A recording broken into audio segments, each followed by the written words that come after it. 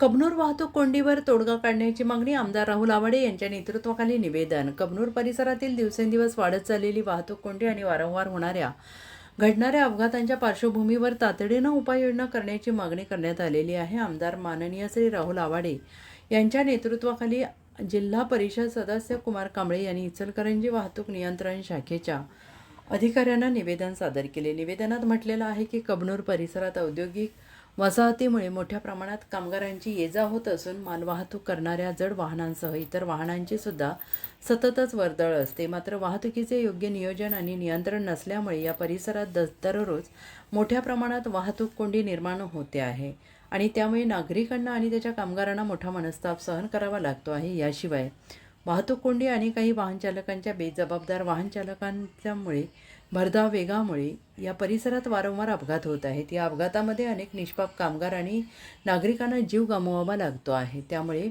अनेक जण स्थानिक नागरिक आणि कामगारांमध्ये भीतीचं आणि संतापाचं वातावरण निर्माण झालं आहे.